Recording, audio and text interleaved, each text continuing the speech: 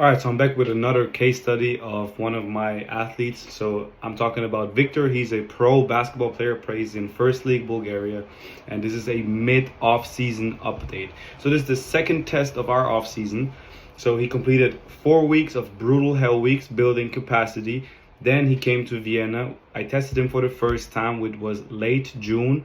Then he did like an almost 5 week block of training. And then I tested him again. And this is what the retest showed us. So here's what happened with him. So if we look at his counter movement jump, everything went up a little bit. All right, so he jumped a little bit higher on the counter movement jump. His braking RFD went up a little bit. His peak propulsive power went up a little bit. Peak braking force by 10%, which I like. But his eccentric qualities of the counter movement jump improved a lot. And I will show you guys later how I did that. And his peak braking force went up. His average braking force went up. His peak braking power went up by 20%, which I really like. This is a good improvement. And his average braking power means he got more efficient at the braking. So we didn't work on propulsive qualities, and they relatively stayed unchanged. So nothing really changed. Only his peak propulsive power went up by 5%, but this is marginal. Okay. So as we know, the counter movement jump is a really specific test. It only shows your capabilities in like a time frame of 0.8 seconds, around that time frame, and it's not the most relevant test for a basketball player. I believe, in my opinion, that the most relevant test is the repeat pogo test for team sport athletes. It just shows your ability to recycle elastic energy, shows your ability to produce repeated outputs like it is asked in sport. You don't have just a single output. You basically, you cut, you make a change of direction, make another change of direction, and then you have to jump when you play basketball most of the times, or when you do a sprint. It's a repeated outputs of elastic outputs. And this is why I believe the repeat pogo is the most important test for athletes, and it's kind of the biggest marker of athleticism. The drop jump is also really important. The depth jump, it tells us a lot, and the counter movement jump only really shows out the basic profile of an athlete. And some athletes, for example, narrow built athletes who really rely on momentum and impact to create their power, most of the times are not that good at the counter movement jump. So the counter movement jump is not the most relevant test for me, for most athletes that I train. For some it is. In some cases it's really important, but with Victor, I wasn't looking to improve his counter movement jump too much, and really didn't train counter movement jumps. The counter movement jump really just displays your jump strategy, shows whether you're powerful or not, how well you brake, and how well your propulsion is balanced, and how efficient you are generally at jumping and relaxing down into position. These are some of the things that a counter movement jump tells me. But here's what happened to his repeat pogos. So this is the greatest improvement I've ever produced with an athlete within 1 month. So his vert on a repeat pogo went up by 4 inches. That's 10 centimeters. That's absolutely insane. His average jump height also went up, obviously. His peak force went up by 50%, which means that he was able to break it more quickly, didn't need as much knee bend. And his top average jump height went up, obviously, and his RSI also improved by 18%. This is absolutely insane. Look at this, 27, 22, 48, 24, 18% in just 1 block of work. So basically I put 4 inches on his vert in a repeat pogo, probably more on his running vertical jump.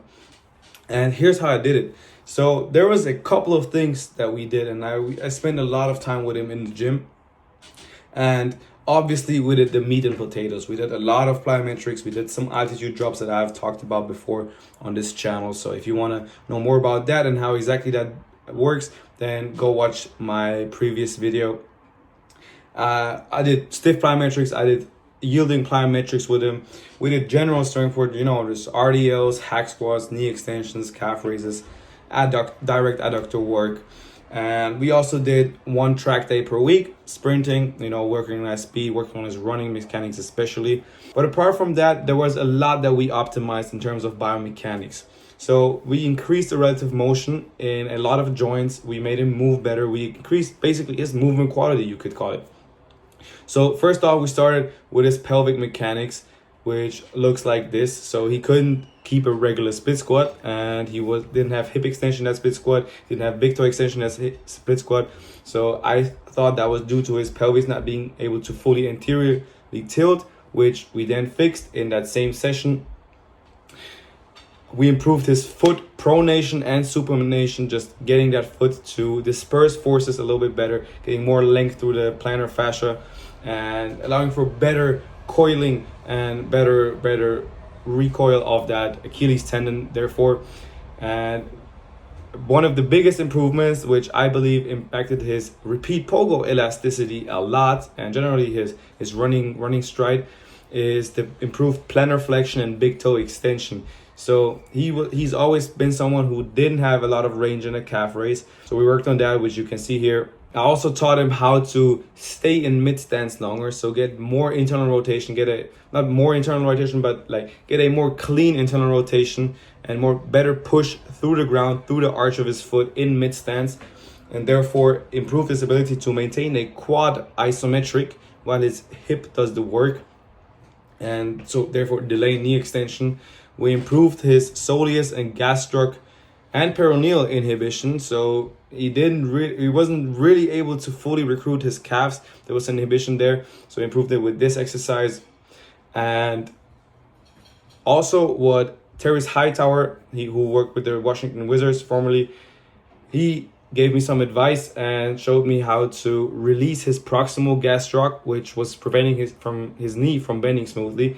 So we expanded the posterior knee capsule with this exercise, and that allowed him to get a smoother knee bend, apart from working on this tibial internal rotation to generally get more relative motion in the knee.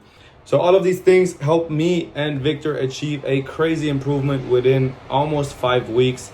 And now he's off into his last phase of the off season. So we got 4 more weeks, and now we're going to work on propulsion, which we didn't work on it before. And I'm really thrilled to see what we can do with him in this last month of his off season before he's off to Bulgaria again to take part in his preseason. So if you like this type of content, if you liked what I did with him, if you want to learn from me what training system I used to get him better and all the other athletes that I train, then check the link in my bio. I have an online course where I teach you exactly what I do, how I do it, how I think about training, how I select my exercises, what I periodize, and all that good stuff that you want to know on how I get my athletes better. For training programs, also the second link in my bio, sizontraining.com.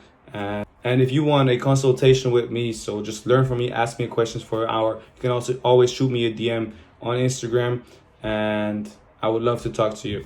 So subscribe and like if you haven't already. I'll see you next one.